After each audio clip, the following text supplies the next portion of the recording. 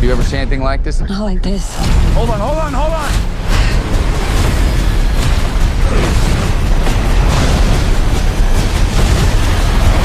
What's up, YouTube?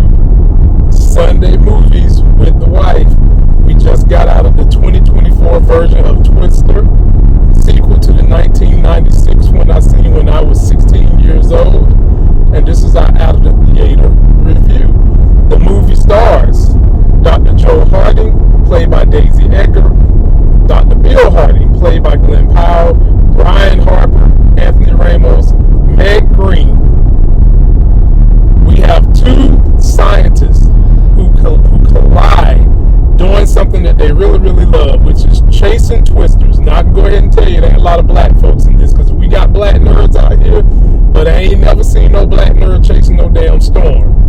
And so they collide, and we meet someone who seems to be kind of a Trump-style character chasing the storm, but turns out to be good. Having said that, let me let my wife get in. Honey, say something to the people about how your initial thoughts are about this movie. I enjoyed the movie. Now, one in full disclosure, there was one part that I fell asleep on, but I'm not a fault of the movie. It's a fault of being a mom and having kids and having a long day yesterday. But I enjoyed the movie. Very entertaining, action-packed, some drama. They teased a little romance, and I'm glad they didn't kind of go overboard with that. But overall, I enjoyed it. You all that follow my movie reviews know that the standard for my movies is the fact that I am a 40-plus male who has two very young children, both under the age of 4. And can I stay awake for the whole movie? Now, granted, it's Sunday morning. We went at 10:15 a.m. My wife fell asleep a little bit, but I didn't. So you know, on the life gain scale of 0 being it sucks, 10 being it's immaculate, if I don't fall asleep, you start out at 6.5. So that'll give you some essence of what I'm going to say. I enjoyed the movie. It's got a little cowboy feel to it. It's got a little Wrangler feel to it. But it had to, because most tornadoes take place in the tornado belt area, which is Texas, Oklahoma. But unfortunately, we had some tornadoes in Chicago not too long ago. So shout out to my people that had to deal with that. But the story starts out with the female protagonist who is storm chasing while she's in school with her best friends. And when it starts out, they've got this polymer that they feel like they can drop into the storm and dissipate the storm by getting rid of the liquids in the storm. Basically the same stuff that they put in diapers. She thinks she can put that into the storm, the tornado, and it'll get rid of it and save a lot of lives. What happened, honey?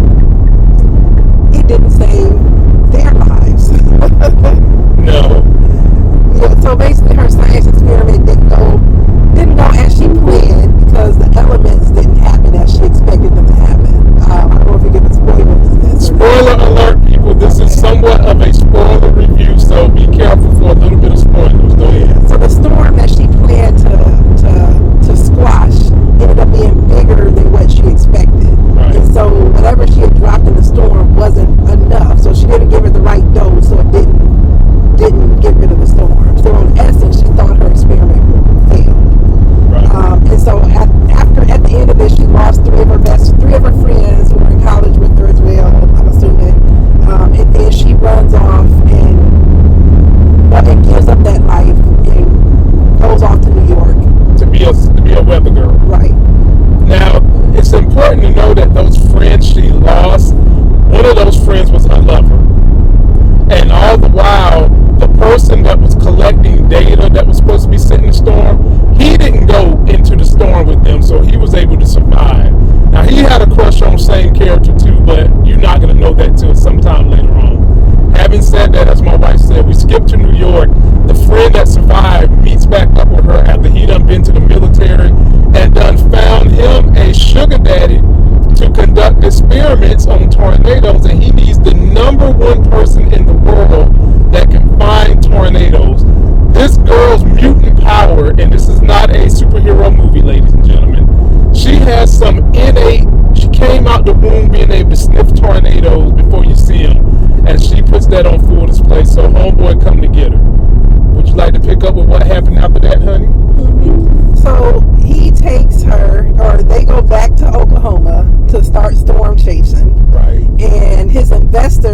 want this data, and so she's helping him get this data, and she's also trying to face her fears a little bit, even though she hasn't fully done it. And as they're in Oklahoma trying to chase these storms, you get the whole YouTube community. And that's when we get introduced to Glen Powell's character, where he comes out seeming and looking and feeling like some YouTube redneck tornado wrangler. He's selling t-shirts. He's got a crew of about 8 people. They got these real southern redneck trucks. So he's a celebrity storm chaser, basically. Exactly. A lot of bravado, masculine, good looking, very arrogant in a way. Yeah, slick talking. Display. He wants very flamboyant. Yeah. And so he shoots fireworks in the tornadoes, for crying out loud, ladies and gentlemen. Yeah. So they all go off chasing storms, and he notices that she has an innate ability of sensing out storms, and so wherever her and her college, former college ally go, he chases behind them because he wants to piggyback off of her senses. Right. Yeah. And the first thing I said when they introduced him, honey, was what? He's going to have to end up helping them somehow in the end. Yep, that's the first thing I said. Mm-hmm. I said, you don't take a actor like Glen Powell and make him an antagonist.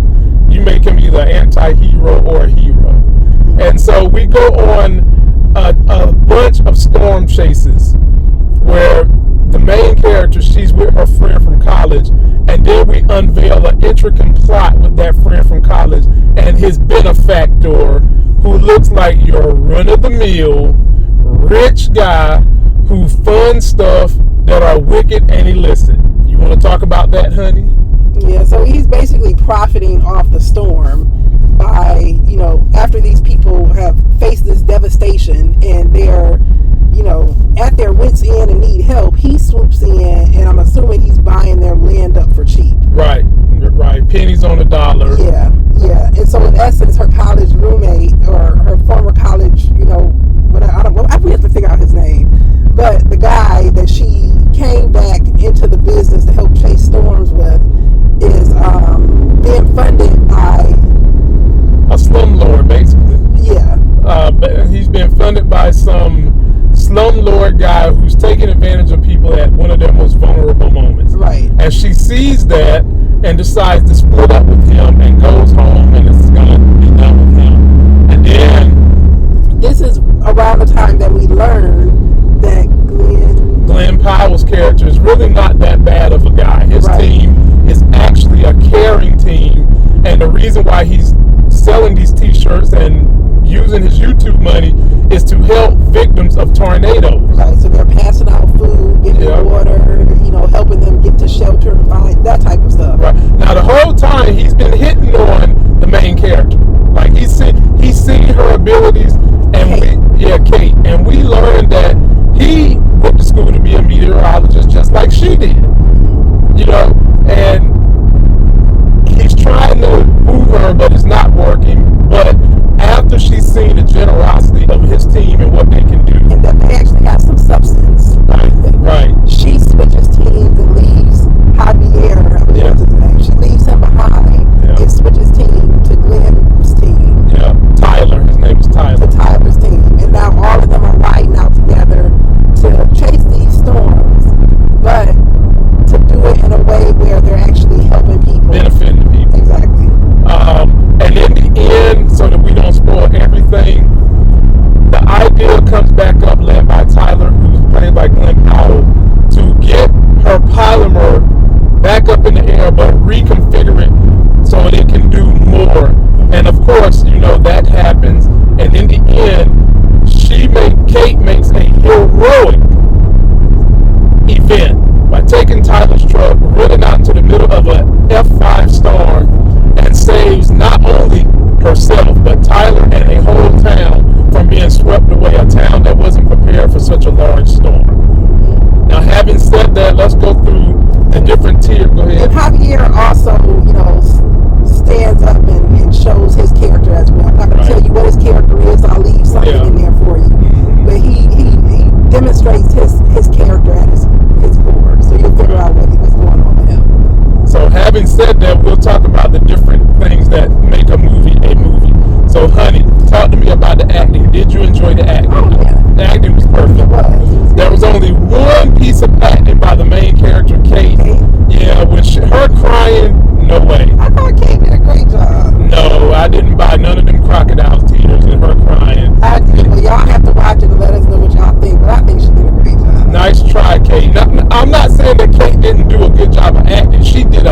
phenomenal job. Just the crying, I didn't buy the crying.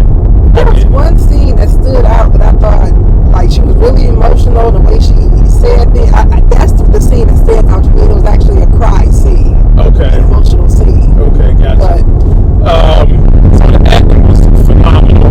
The visuals and the sound, top notch. You felt like you was in some of those tornadoes, and it didn't look CGI either. How did you feel about that? No, I thought it was, they didn't know the visuals. Now, of course, some of the stuff is over the top. It's like, okay, you know good and well. You didn't know good and well that person should have got crushed. It just somehow slipped away at the last minute. But I guess we have to have a little bit of that in movies like this. Yeah, it wouldn't be entertainment if they didn't have little tidbits in there where, for one, the storm goes through like a factory and we see fire being roped up into the storm. That probably wouldn't have happened. And then you had some people that didn't get sucked up in the vortexes that probably would have had their asses sucked up. Yeah, or water towers or semis flying through the air and not hitting who they should have hit. So. Right. Or the fact that a truck just gets picked up and the human being still able to run away. So you have little tidbits, but overall it was still good. Now, how about the soundtrack, honey? Oh, I ain't even pay attention. Maybe because some of the songs that I heard as they were playing, they sounded decent. It had a very good country music soundtrack. If you are a fan of Yellowstone, or if you're just a Midwestern or country music fan, you're going to get a lot of that. And I would say the songs were very appropriate. Soundtrack was good. They met. One song said something along the lines of, the word home is in Oklahoma, and that stood out to me. I was like, you can't take the home. I was like, oh, that's fly. That's fly. I like that. So soundtrack was good. The length of this film, though, this film is 2 hours. Yeah. It dragged on. Some of it dragged on. I was sitting there thinking like, okay, they need to get to it. Right. But it still kept my attention. And again, I say I fell asleep because I was tired before the movie started. Me too. So I asked them, I'm like, did this movie theater sell coffee? And I actually went out there and said they sold coffee. Because I knew I was going to be in trouble. So even though I was that tired, I probably dozed off for maybe 5 minutes or so, and I don't even think you noticed that I was asleep. No, I was looking to y'all because I love to chastise her about that, but in the important moment, she was wide awake. It was just a part in the first fourth of the movie where I fell asleep and then woke back up. Yeah, she fell asleep in Act 1. But no fault of the movie. It was me. I went in tired. So now, having said that, for this to be a 200, I forgot, it's like 2 hours. The movie could have been about 15 minutes shorter. That is my only real gripe about the movie. The script was great, sound was great, acting was great, visuals was great, everything was great. This movie ain't gonna win no Oscar. It's probably not gonna be the highest grossing film of the year, but it's definitely a great classic for those of you that love your weather phenomenon movies like Volcano, Dante's Peak, The First Twister. It did do The First Twister great justice. If you want entertainment, you'll get entertained. And you can take the whole family to see this. And I think it's a standalone. I didn't really think about The First Twister. It's definitely. I agree. Yeah. Definitely a standalone. And it had a little element of romance in it, nothing too crazy, which I was glad they didn't go too crazy. Right, there are certain parts I'm like, if he kissed her, it's like this is. Now he did kiss her in the end, honey. He kissed her in the end. When at the very end of the movie, he kissed her. But there are parts in there where their faces were close together, and it was just like, okay, you could feel the tension. But they didn't do it. It would be so cheesy if you did, so don't do it. Overall, ladies and gentlemen, on the life gain scale, this movie gets a 9. Definitely worth a view. I don't think a lot of people are going to go see it this week because we're so close to Deadpool. And speaking of Deadpool, this Tuesday, the 23rd, for all my nerds out there, whatever movie theater you go to, be sure to check their online presence or go to the theater so that you can place your order for that Deadpool commemorative popcorn bucket. Oh, good. Let's go, nerds. Any last words to say, honey, before we get out of here and enjoy the rest of our Sunday? Yeah, no, just time well spent. Mm-hmm. Yeah, so it was a good movie. I think if you want something to do, it's something to do. Great movie. Go see a matinee or earlier if you don't want to go see the afternoon, but you will not be disappointed. You'll have a good time. And don't forget to like this video, comment, subscribe. Show us that you really like it when I bring Crystal with me on these videos, because y'all always talking about, when your wife gonna get up there with you? Well, she's up here. If you want to keep her here, let us know you like it. Till that next Sexy as Hell video, we are out. I'm up early for the dealers come out. Everybody is outside till the killers come out. You ain't eating, you just act full. I'm impactful. Dozen funerals in a month. I got that pull. I will give it to niggas in all rap forms. Ignatius out right now on all platforms.